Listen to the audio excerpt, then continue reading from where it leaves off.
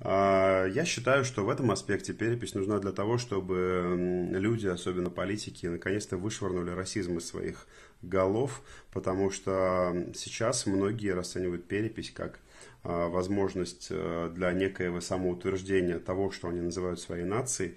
На самом деле они немного ошибаются, когда они считают, что есть в крови что-то там такое, какие-то национальности, что есть кровь русская, кровь немецкая, кровь там, не знаю, болгарская, или там башкирская, или татарская. Это все не так.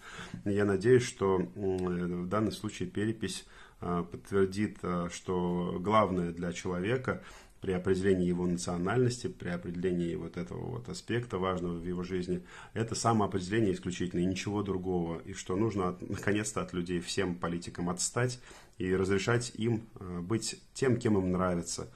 Если человек хочет считать себя башкиром, пусть считает себя башкиром, даже если он говорит на более мягком варианте, так скажем, разговорной речи, да, чем, например, гортанные башкирские звуки.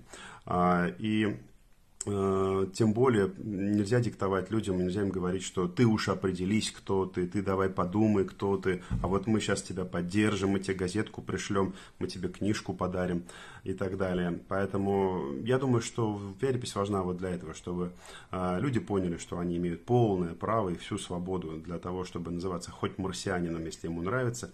А чаще всего, конечно, люди не называются марсианами, а называют себя по географическому, по социальному признаку. Вот с кем они живут, с тем они себя ассоциируют, как правило.